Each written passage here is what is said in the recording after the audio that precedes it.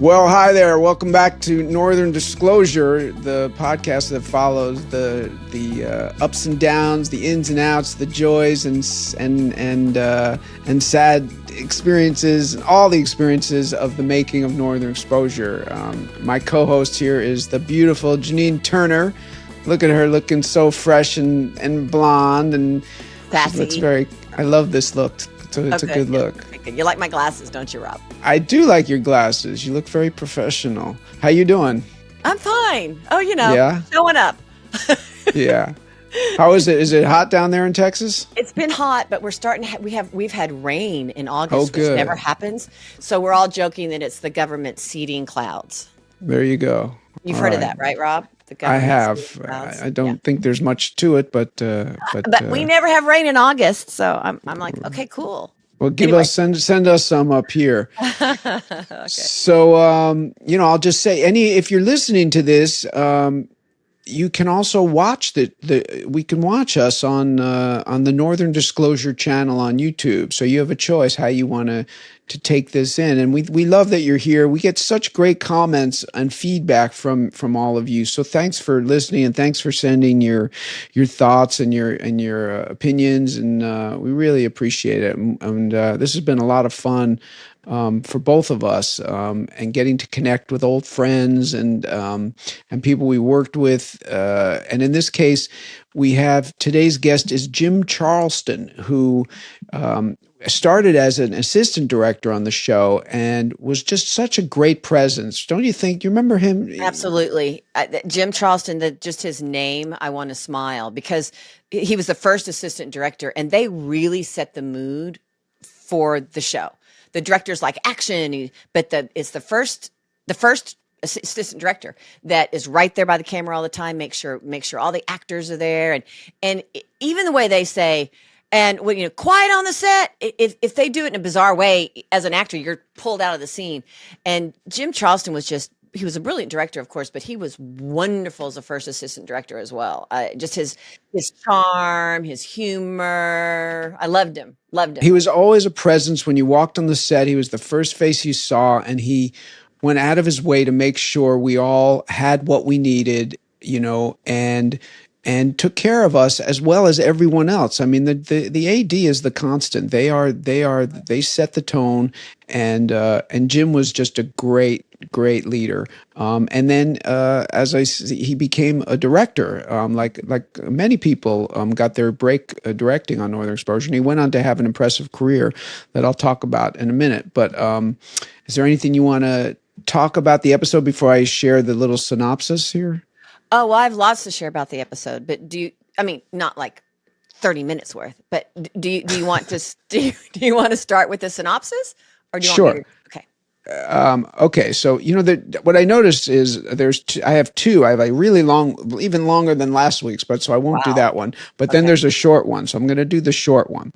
So in this episode titled Only You, right, which was written by Ellen Herman, who I think I don't know if she had wrote any other episodes, and it was directed by the great Bill D'Elia, who directed many episodes of the show and was is a great guy and went on to have an impressive career as a partner with David Kelly, and I just have great memories of Bill, and always made great television, and in this case he did it again.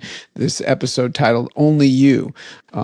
Maurice is upset when Holling takes a picture of him that he feels is unflattering. When Maggie's eyesight proves problematic, she believes this is a sign of aging. Joel wants to know the secret to Chris's animal magnetism with all women except the one that Chris wants to attract. So, the looks on your face, Janine, when the optometrist, who was played by Caitlin Clark, who I thought gave a lovely performance. Mm-hmm, she did. The looks on your face as she's telling you that you have preopia, right? Which is something like that. Well, yeah, not exactly. presbyopia. Yeah, because I'm like that. Yeah, Presbyopia, which means your basically eyes are getting old. Mm-hmm. But the looks on your face were each one, it just gradated, and just the idea that she was, saying that you were getting old and that you were aging, as we all do, no matter what age we are. But it was really precious. Oh, thank you. And the line, I'm not 30. I'm not even close to 30. I'm 29. Right. You know what I mean?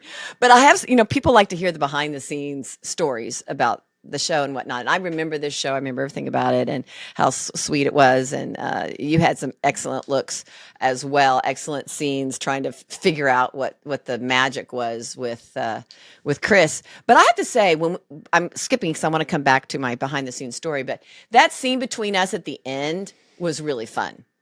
When we're back to back. So good. I love that too. It was really fun. And then you end up with my glasses, and I have this feeling that we improvised that. I don't know why. I know you take them in the scene, but then at the end, I kind of think you somehow we added that.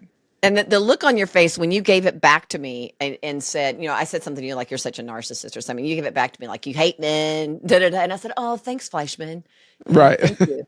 And then you had a wonderful look where you turned back around. You had that little sort of, I can't believe I just said that to her and she's okay with it, but she is. But there was just such an electricity between the two of us. But the behind the scenes story is that, what was her, Lynn Quinn, what was her name? Who are we talking about? The very first hairstylist who did all it. Why am I blank? She's going to hate me. Joni? No, Joni was makeup. Well. Oh, Brianna. Thank you. Bryn. We got there. Right. We got there. Bear with us. It was only 70 years ago. You're right. But Bryn created the haircut and whatnot. And I was I was 20. Oh, I didn't realize that. Bryn created the haircut? Yeah. Well, I had cut my hair short. It was short, right. Probably kind of like this, but she went in and made it sort of the boyish haircut. So the Maggie was really something that she created. Ah, interesting. And so one day I'm sitting in the chair and she goes, oh, and of course I was 27 and I wanted to have children and I still wasn't married. And I've been this career girl my whole life. And my mother never supposedly, well, I won't give the story away. So I'm sitting there in the chair and she says, oh, literally, the day I've been waiting for. And I said, what's that? And she said, you have a gray hair. But I literally became like Maggie. But that's so funny on that episode. No, I don't know that it was on that episode, but she was there the first. It was around that time. I was like, "What? I have a gray hair? Oh my gosh! My mother never had gray hair. Her father never had gray hair. There must be something wrong with me, and I'm never going to be able to have children. I'm maturing prematurely." So I had just had that exact same sort of experience on the set, and I don't know if it was before or after this particular scene, but definitely parallels. That's funny. Well, yeah. Well, for a woman, it's like I thought I was prematurely aging. I always love those things that were parallel to the show. They just always, I'm always fascinated by that. Sometimes I think they're listening. I think there's that. I think they are sometimes listening, but sometimes it's just like fate. Like sometimes I get cast in things, in projects that have some mirror aspect of my life. Or even if they don't, I'm always fascinated by why did I end up on this particular job? Because usually there's some deeper thing some strain of either something I'm going through or something I need to learn or something I need to experience.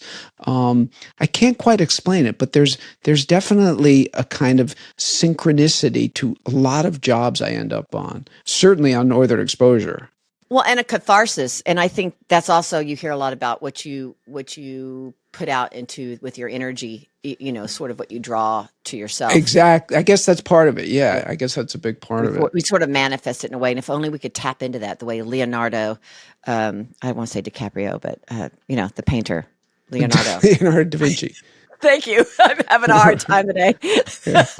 I'll say the first name, Leonardo da Vinci. But in regard to the show, Leonardo DiCaprio too, though. I mean, that guy's interesting. I find his career fascinatingly, it's like he's made such great choices and built it and built it. It's a very tricky thing. The choices you make lead you, and he just is so smart from the very beginning. I love his career. And there are also moments in his work where you just go, oh, great moment. Absolutely. The one where here I go again, Quentin Tarantino. I got that one on my own today. Quentin Tarantino, the last movie he did with him, and there was a scene where he dunked his head in the ice in the makeup room, and there's the way he did that ice scene I thought was really wonderful. But in regard to this show, do you know what my favorite scene was? Let me guess. Your favorite scene? No, I don't know. Okay. It was between John Cullum and Barry Corbin at the end of the show when John Cullum walked into Barry's house. First of all, we had Frank Prinzi with us now, and I absolutely loved his lighting. But the lighting on John Cullum's face and the kind of emotional level behind his eyes when he was coming to plead with him and said, you have always been my best friend. His performance in that, I thought, was just tour de force. John Cullum. Yeah, beautiful. That was a beautiful scene. It was that John sweet. Cullum really carried. So I thought that was pretty wonderful. I also like the opening scene, which had great camera work, which we can talk about with Jim. There's a long dolly all the way through the town when you're walking with John Corbett and all the girls are saying hello to him. That was cool. That went on forever. Forever. It was one long shot. Yeah. We always did those long dolly shots on that street, and it creates a great energy. I think it just feels like you're really in the world. Yeah, and then there's movement too, and it was so well. That was it's a good one. You're right. It's a good one to talk to Jim about because although he was not the AD on this show, we should point out on this episode. But the AD. He has so much experience. He'll know what those dolly shots down the street were like. For sure. Right, because the AD is responsible for making sure all those extras, all those girls walking by are timed exactly at the right moment, that they walk in, it looks like they've been walking, and they it's a real ballet. And the sets, I even noticed they had like a nail place up that they never had before. And there was this one scene when John Corbett toward the end is talking to the ophthalmologist one last time, and behind him was a pickup truck with hay in it and a little dog. I saw that too. You catch that? See, people say the devil's in the details. I say God is in the details. Yeah.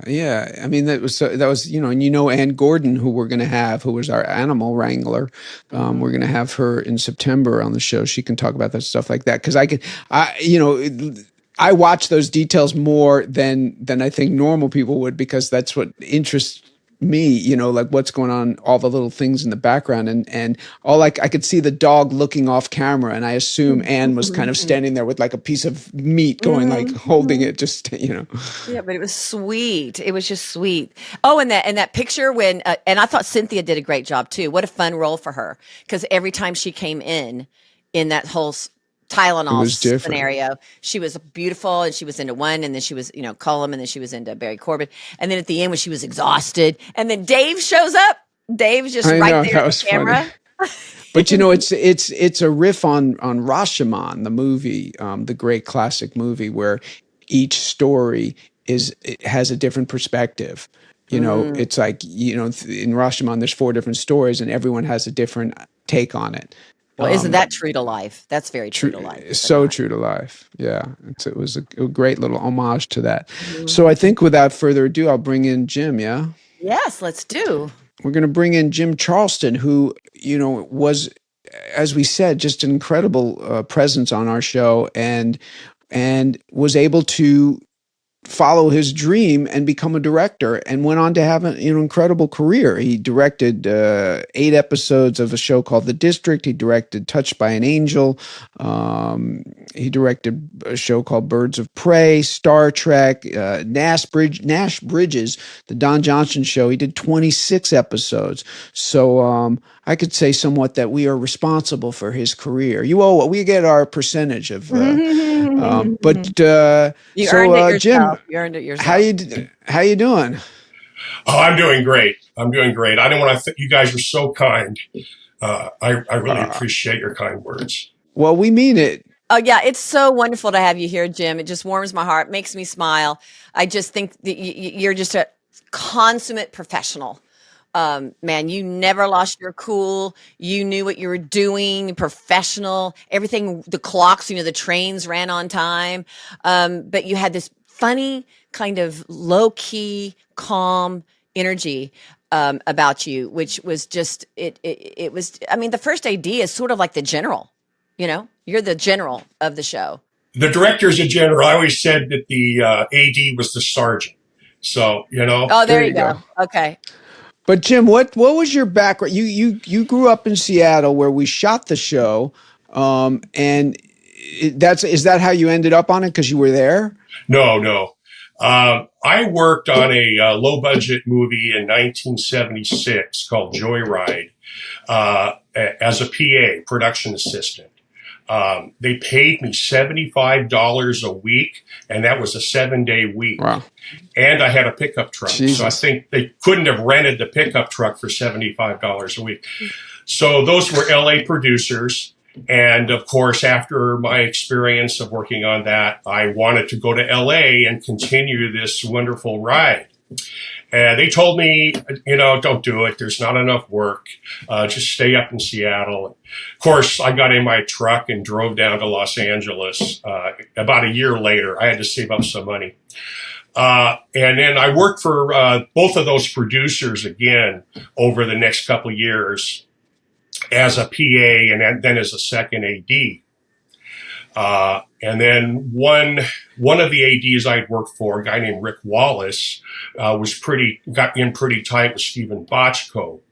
So I used to go visit Hill Street Blues and sit on the sidelines and watch because I loved that show so much. Great set, great show to watch. It really was. And eventually Rick moved up to director, and he was the AD, and it opened up a spot for the second AD, which is below the first AD, of course. And believe it or not, they hired me. Can you tell us how do you describe what an AD does? Well, and it'd be interesting also to describe second AD, first AD, second. Sure. PA. I worked with Stephen Gyllenhaal on a film up here in Seattle, and his description of the assistant. I love Stephen Gyllenhaal. What a great guy. What a great director. That's Jake and Maggie's dad, by the way. Correct. Anyway, he said once, the AD's job is to inform the crew of the director's vision. And in other words, just the AD knew what the director had talked about and wanted to accomplish, and you were his sort of right-hand person to help it, come to fruition. So, what I found fascinating is for the audience, the AD gets the script, a week or two in advance of the shooting, and they have to break it down. They have to schedule it. They have to find out who they need, how many extras, what the prop. They organize the entire production, right? Absolutely, yeah. I mean, by location, by day or night. You have to have you have to make sure you don't run out of daylight by Friday because you went late. So you have to always think of that. Of course, the weather, it's kind of like a farmer. We made our lives were around the weather. So we had to keep a good eye on that also. On Northern, this is before computers. We would break down every scene, would get a piece of paper with cast, locations, day, night, page count, how long the scene was going to be. And then you had to sort of sort them out on the floor to figure out what the order would be.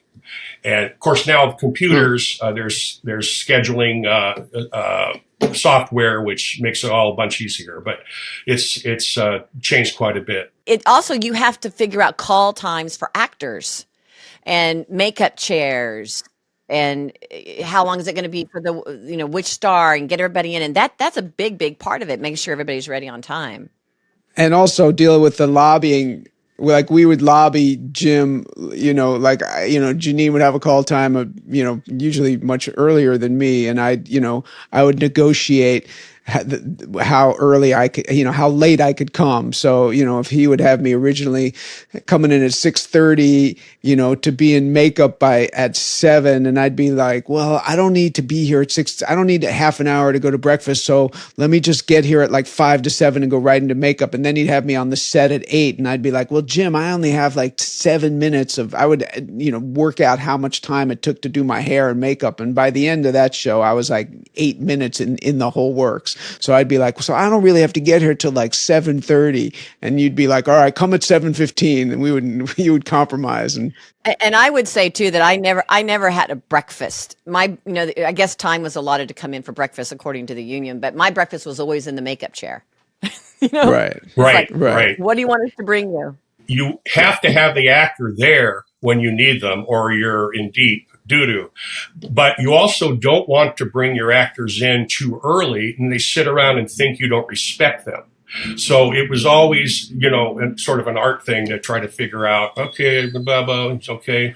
Especially on a TV show, because all our, we're just constantly working. And so every minute, I mean, if you can get a half an hour extra in bed at home, it's just a blessing. And you did it so gracefully, because you had every actor coming to you whispering in your ear for whatever. Can you get me Friday off? Can you get me Monday off? Yes. Barry did go to a lot of rodeos. Matt Nodella would come and say, Barry can't work Tuesday. He's got a rodeo. And right. Be like, okay. And then he'd go back and rework the schedule, I do remember walking into your office, and it's coming back to me, just seeing you on the floor, just like looking at all this insanity. So the second assistant director, basically is the one that takes the assistant director's schedule and makes out the call sheets and also the production reports. And he's also the one that actually knocks on the actor's door of their dressing room and says, we're ready for you. He's also helps coordinate all the extras and gives them some direction of what to do. And also locks up the set so that people don't wander in accidentally to the shot. So, it can get pretty complicated sometimes, when you're shooting, downtown in a city and you've got people standing around, or street folks that are not going to listen to you if you say, please, can you wait 3 minutes to walk across, Someone starts the lawnmower or a chainsaw or a dog barks. I know. Yeah, I knew a girl that was an assistant director, second AD, who actually climbed over a fence in L.A. to try to get a dog to stop barking, and she got mauled.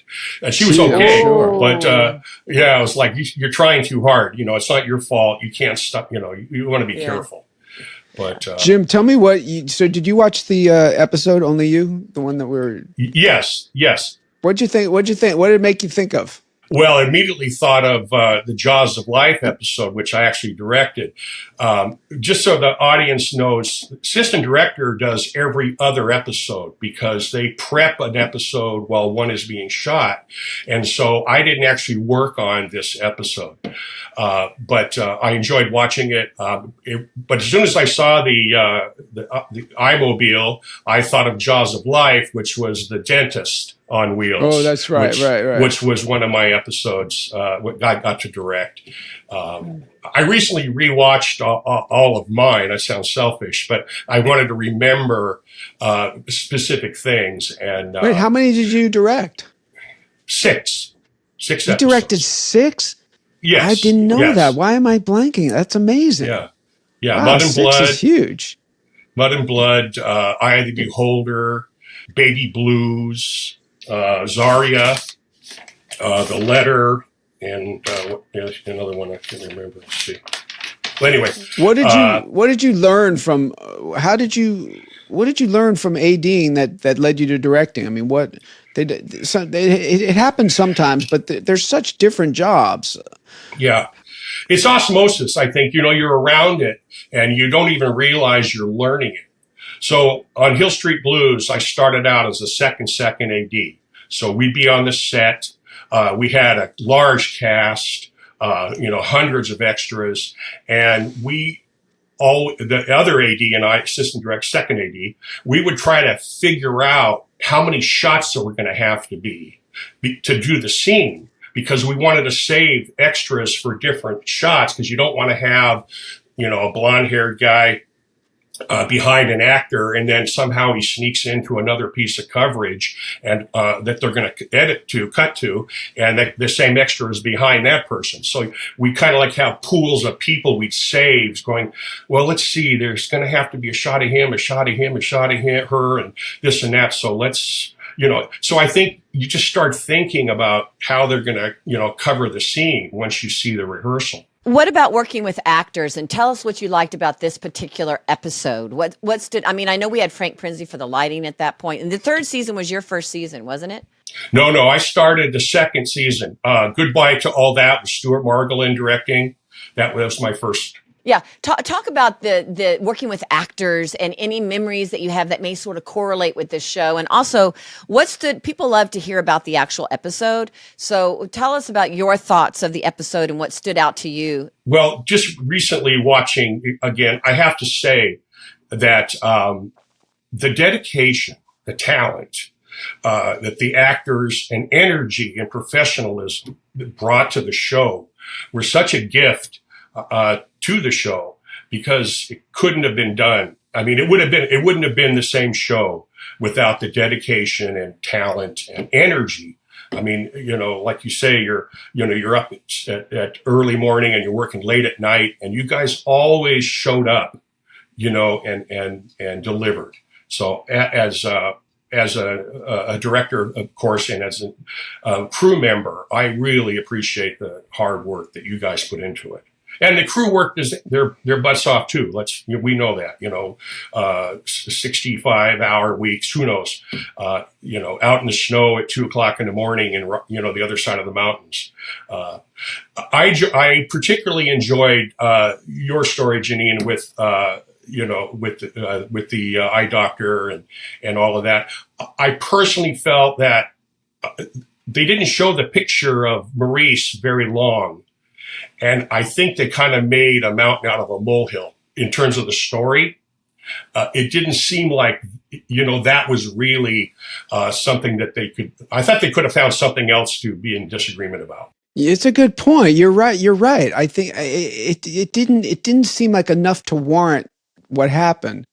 Yeah, the picture looked like Barry. He wasn't like, his eyes weren't closed, and, it wasn't like he caught him yawning or something. But it's interesting, Jim, because I think thematically the whole episode is about the eye of the beholder and love and stuff. So, how one person can look at a picture of themselves and think they look great, and another person can say you look terrible, or vice versa. So I guess that's the point. Subjectivism, it's all subjective how you look at things. That's a good point, Rob. I think that's a really good point, because we'd also sort of seen that storyline before, the friction but I think they settled it in this one. They finally came to terms with the whole deal. And then I thought John Cullum was once again just so simple and honest in everything that he did, and all the girls following him around, and his obsession with the one that wouldn't, and Rob, your obsession with trying to figure it out scientifically. And Rob, what I thought was so funny, and I don't know, correct me if I'm wrong, but how you were so excited he was impotent. Really? This is great. I think it was like he just wanted data, he wanted to, like, I think it also, Joel's bored, I guess, so they could find some, this would be his ticket out, I guess, if he could find some kind of breakthrough with pheromones. Right. And, still, there was a little underlining there, like, oh, this is great. Right. So funny. And once again, John, John Corbett, his energy, and it's just so much fun to watch. Watching those scenes, remembering how much I love those playing with Corbett. He just was such a fun presence. I mean, he just is such a fun presence. He is, but I'll go back and say, when you and I have our scenes together, Rob, I just kind of saw it from an objective point of view. There was just a spark, when you and I had our scenes together. This goes back to John Cullum. I got to tell you guys a story. So in Soul, I think was it Soulmates, where he sang Ave Maria in the back of the church. Right. And they won an Emmy for that show, I think. Yeah. That moment of John Cullum singing that floored me. I just couldn't believe I was in the room to hear that. It's such a beautiful voice. And a couple of years later, my mother-in-law was she loved she called him loved the character of Holling. I'm sorry. So yeah, I'd say, yeah, John Cullum, he's a really nice man. He goes, oh, I love Holling. I just love Holling. And so she'd always talk about that.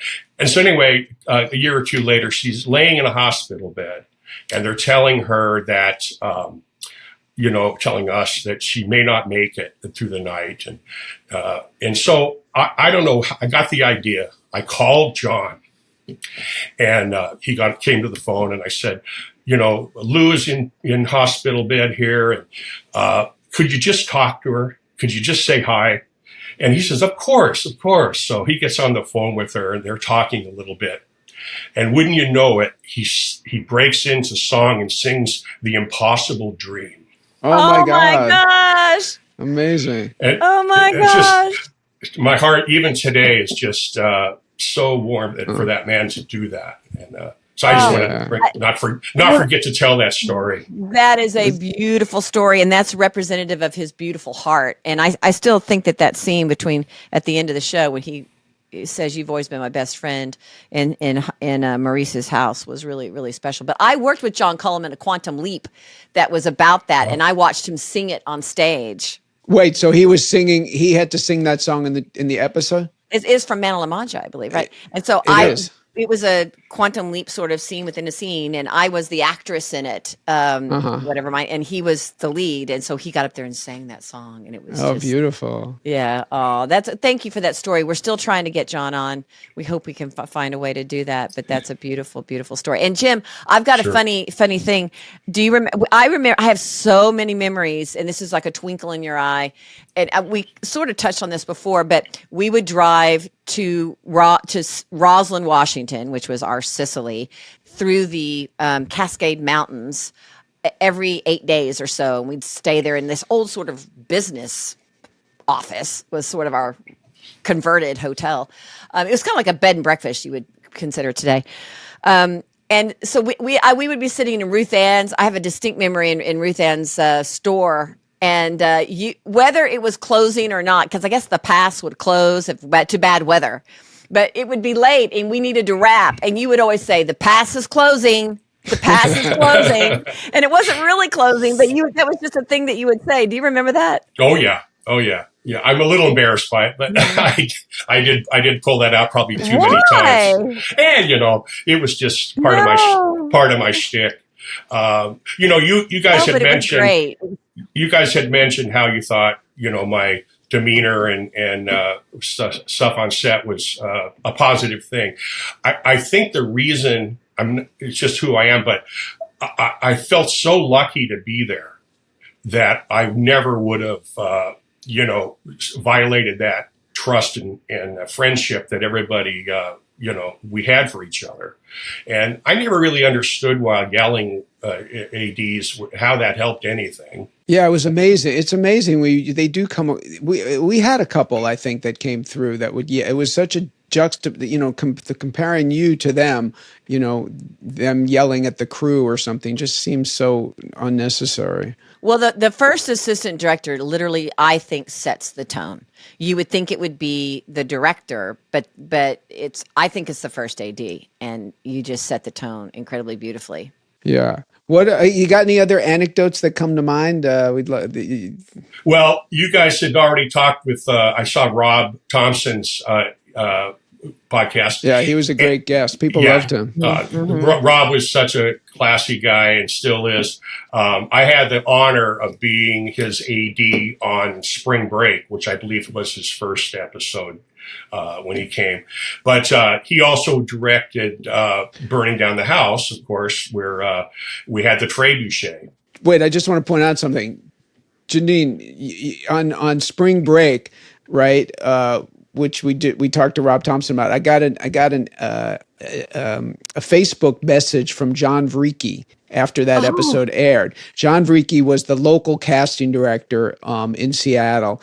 And in that episode, Jim, if you remember, because you were there, they wanted to arrest us, because we were running naked through the streets. But the thing that John wrote me was that the reason that when it aired that they didn't show our butts, I thought it was CBS just saying it's too far to go, even though they'd already shown butts on TV. It was because Universal had to negotiate with the town, the mayor, and one of the points that the mayor said, if we're going to allow us to come back to shoot, was that they couldn't put on air us running through the town naked. oh.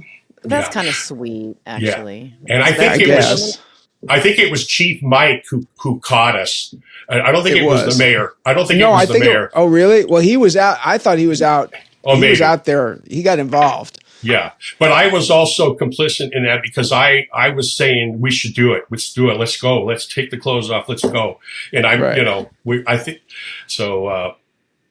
Anyway, about the trebuchet. So I remember there was an article in the New York Times about this guy in England that was flinging things in a field. And I don't know if it was commodes or what he was flinging, but now we got the script and we were going to have a trebuchet and fling the piano. And I'm sitting there with everybody else in the room going, how are we going to do this? Woody's there and Ken Berg, his construction coordinator, and the producers. So you're talking about, let me just tell the audience, we're talking about the episode was it called The Fling?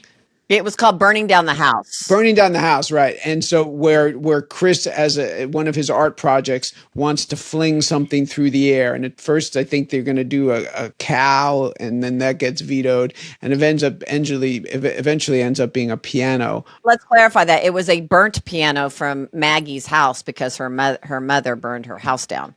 That's right. Yeah. That's right. That's right. Yeah, how are we going to accomplish this? And I just thought about it and I spoke up. I said, I think you better get the guy over here. And that's what they did. They got the guy from England to fly over. Remember the fellow? Yeah. No. His name was like John Wayne or something. It was like an interesting, yeah. Yeah. And he, basically supervised the building of this thing. And it was an amazing feat. I don't even know how we got it to Roslyn. For wherever it was that set was, it wasn't Roslyn. And mind you, it had to be done in like a week, 10 days. There wasn't like a lot of prep. Yeah, and the main arm was 110 feet long or something with the lead thing at the end, and I don't even know how it showed up. But that was something that used to always happen: is we'd show up and there'd be this amazing set or something that they had made. And we just sort of went on and did our thing, and we filmed it. But the work that goes into it is just amazing. Yeah, we sing Woody Crocker's praises all the time. He's really, big part of the success of the show. Yeah, we do, and I think that was part of the benevolent universe within the cast and crew within itself. Was how the magic that happened between the sets and the lights and the music and the crew and it was just this time capsule of everything sort of came together perfectly. But speaking of sets, I always look at the art direction and what Woody was doing. And there was we keep forgetting I see in the credits there was another actual a man who worked with Woody, and it's like every other episode kind of we're always leaving his name out.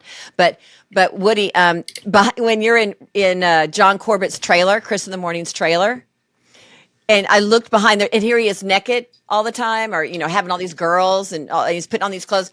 At the kind of kitchen table, behind on the wall was the famous Matisse painting, like a print where they're all in a circle, naked, dancing. And I thought, that's brilliant! Just to put that right there. I think it was Matisse, wasn't it? I think I know I think I know the painting you're speaking of. Am I like completely wrong? Let me look that up. That sounds right. They're dancing, right? Yeah. In blue. But it might not be. Okay, I'll look it up while y'all continue on here. Okay, so the day came to actually shoot the scene with the trebuchet and flinging the piano, and we're out in this field in Eastern Washington, and the entire cast is there, and a bunch of extras, and we had so much work to do and to accomplish in one day. We had to shoot the close-ups, the coverage of the actors, right? We could always come back and fling the piano some other day. So like the pass is closing, I use, guys, we got to get all this or we can't fling the piano today. Come on, let's go. So to motivate everybody to keep moving. And I doubt you guys remember this, but you had nothing to look at. So they held a broom behind the camera, and then you watched the broom, and that was the piano flying in the air, and then it crashes. And the reactions were all great. Oh wow, you guys are doing your thing. But later in the day, when we actually did fling the piano, yours and everybody else's reactions were 5 times bigger than anything we had filmed previous to that. All the extras ran up the field and grabbed pieces of the, broken piano. And that's right. It was just And then because it was so much fun, we said, because we had a second piano, let's do it again. And so we loaded up. Yeah, hey, Jim, we loaded up another piano. Do you remember how many cameras were rolling by any chance on that? I think we had about 6, and then we also had one buried where we thought the piano might come close to landing, and they used that shot. That was a beautiful shot, yeah. And I remember, I think part of the reason we had to shoot, I left from there to go host Saturday Night Live, and that we had to get me out because I had to catch a plane, I guess. So that's why I think we had to shoot us out, the actors or something, to get me on that plane. Oh, it was your fault. No, we had to make sure we got all the coverage, because we could have come back with a second unit and filmed just the piano, but we didn't have to. That's what's interesting that I don't think people really realize. Let's just say an actor has a scene where they're crying, right? They have to cry in the master. They have to cry in the shot that's where the camera's over the shoulder. The same, match the performance with tears or whatever it may be, whatever the performance is. Then they have to do it again in the close-up. So it's really interesting to watch actors when they're performing. I always keep this in mind, unless it's just one shot without any edits. Okay, then that was just one performance. But if there are many edits, then that actor had to do that 3 or 4. And then talk about, you may do six takes, do it 6 times per camera angle. So that's a lot of angles. But don't you say, if I have to be really emotional, I'm not going to give it up on the wide shot and the over my shoulders. I'm going to wait. I don't. I would always try to go for it in every shot, because then it gave me an idea of what I had to do. And when I was filming Cliffhanger, that scene with the horses, my gosh, we had like 22 different shots of where I had to be emotional. By the end of the night, I was just wiped out. But it's also how inconsistent things are in the filming. That to film the close-up first before we'd even seen the real fling, and then the fling, that's it. Are you seeing, you film the very last scene first and the very first scene last? Those are the little things that make it, I think, incredibly challenging for the actor. For sure. If you film out of order, sometimes I find it interesting if I've shot something that is in chronology coming up later, but I've shot it first, it makes me then dial in the rest of my performance to meet that. So it's like there's little gifts even I think as a film actor, you have to learn how to take advantage of things as opposed to letting it get, stifle you. Oh yeah, no, it didn't stifle, but it's just a challenge. You have to think about it. Yeah. Yeah, and I think the scheduling of the episode or a film is important, that the AD tries to do things in continuity if possible, right? So you want to start with earlier scenes and hopefully finish with later scenes, so that there's an arc, that you don't ask the actor to do, the big emotional ending scene on day one if there's not a reason you have to do that.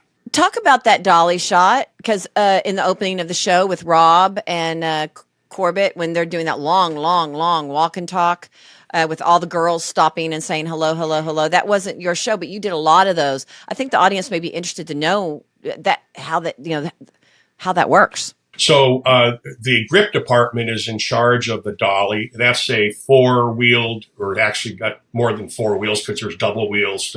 It kind of hugs the pipe as it goes along the ground or the set, and the grips, and that's what the camera is sitting on the mounts, and the camera operator and focus puller, first assistant camera they're all sitting. Those two guys are sitting on the dolly in seats, and so they can adjust the focus and point the camera where it needs to be, and so they have to lay the dolly track. It has to be level, so they have all these. What do you call them? Right, wedges. Wedges, exactly, wedges under the track, and they take very good care to make it all very level. And a lot of times the ground they're on isn't level, so it takes a lot of work. Nowadays, Steadicam became ubiquitous. They still use dolly track, of course, but a lot of that work now is done with a Steadicam, where the camera operator is actually holding the whole unit, and he's walking along, and he's walking along, and he steps onto a crane, and the crane goes up in the air, or vice versa. It's pretty amazing. I still prefer the old-fashioned dolly shots and the long lenses and things of that nature. But I'm just thinking about how strong. I don't know what would be the crew member's name. They had to push the dolly. If he's pushing JC, yeah, and then George. We had George. George San Pietro. Yeah. But they had to be strong to push the camera and two grown men. And everything else they do. And I would always look at, like, if we had to do like a lot of takes of a long dolly track, I'd always kind of catch eyes with JC or George, and you could just see them like, oh man, because it'd be 90 degrees and they're pushing this thing, and it's cold. Tricky. It may seem the dolly, the grip that's pushing the dolly, it's not just pushing something. You have to feather in moves. You have to make it go. You have to start at the right speed and keep it at a consistent speed and stop at the right speed. It's not as easy as it sounds. Or crab that and plus the focus is changing. It's nothing like a dolly shot moving in on an actor's face during an emotional scene. Yeah, it's great. Think Steven Spielberg, he always uses the dolly so well. You have to make sure the actors, when they say action, start at the same time that the dolly starts. And then the actor might forget their lines, or the sound comes in and says, we got a plane, or that take didn't work. And you might get the perfect take. And then sound comes in and says, oh, that wasn't good for us. Great choreography, always. Yeah. Or how about just a cloud? A cloud passes in front of the sun, and they go, I'm sorry, guys. They got to go again, Mm-hmm. So I want to point out a couple things before we wind up, but I just want to. One of my favorite things in the episode is when I asked Cynthia Shelley, to give me the recollection of the events between Maurice and Holling, and Cynthia just looks at me and says, "My record collection." Oh, that was perfect. That was great. Yeah. And then I had that great line, I'm not a cow in heat looking for the lankiest bull in the pasture. Yeah. Right. There's some good ones. Yeah. That was a fun line. So Janine and I both talked about this before we came on the air. This great line when, of course, Chris Stevens sums it all up on K-Bear at the end. And, he talks about the themes of the show, which is basically, love is in the eye of beholder. Love is not always, rational or logical, but he sums it up with this great quote from Shakespeare, which love looks not with the eyes, but with the mind, and therefore is winged Cupid painted blind. It's so great. That's great. Oh, and think about blind too. It's about eyes, blind, exactly. And the heart, blind.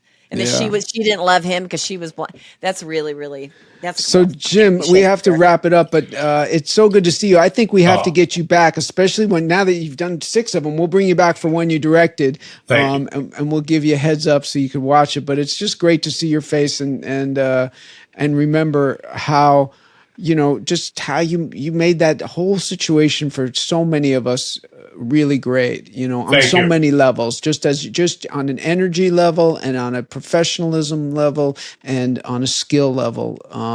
So I'm glad you're doing well. You look great. Oh, thank you. You're so kind. Those years on that show will never be forgotten by me. They'll never be forgotten by me either. And I just love you, Jim. I have a special place in my heart for you. It's so You always treat me very, very nice. I appreciate it. good. both of you. Rob, remember we went to the Seahawk game on the? Man. Yeah, that was fun. We were on the field. I have pictures of that, and we were carrying we had to act like we were photographers or something to get on pretend. the field, right? Yeah. Do we have one more minute? Yeah. Okay, so real quick, Josh was coming up from LA, and I knew, and Josh Brand, the creator of the show, co-creator of the show. And the fellow that got you and I onto the field at the old Kingdom was Corky Truant. And I told Corky, I said, hey, the Josh Brand is coming to Seattle. We got to get him to the game on Sunday. So, of course, it was easy. He got the 3 passes. Me, Josh, and Rob Thompson all went down onto the field. And Josh loved it. He was walking around having a blast. And he had this little plastic camera he got from the grocery store. And Joe Montana was playing for the Kansas City Chiefs. Well, there's the Chiefs. I think he got traded to the Chiefs eventually.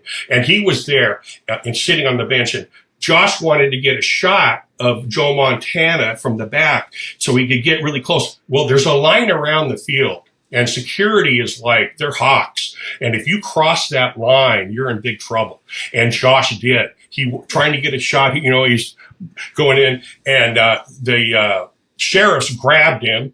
And they were going to throw him out of the place. And Corky saved the day and said, "Oh, hey, well, it's all right. I'll vouch for him. He didn't mean it. Blah blah blah." And they said, "Okay, fine." And so he got to stay. That's funny. Yeah. That was I remember that fondly. Well, and I was off riding my horse somewhere. All the perks of showbiz. We got to go to a lot of cool things because we were on that show. All right, Janine. Well, good to see you. Okay. Yes, Jim, thank you. Rob, thank you. We're going to wrap up the show today. We look forward to next week. It's Oi Wilderness, and our Emmy Award-winning. You say that like a Texan girl. Oi Wilderness. It's true. Well, it's Oi Wilderness. There you go. And our Emmy Award-winning cinematographer. You have to say it like my mom would say it. My mom would say, "Oi, wilderness." I did learn to say "Oy vey." There you go. Better, that is Oy better. vey. You're right. Yeah. Okay, good. Well, we'll see you next week, and then we're wrapping the show. And from O'Connell and Fleischman, you have a wonderful week. I think it should be Fleischman O'Connell. Oh, in your dreams, Fleischman.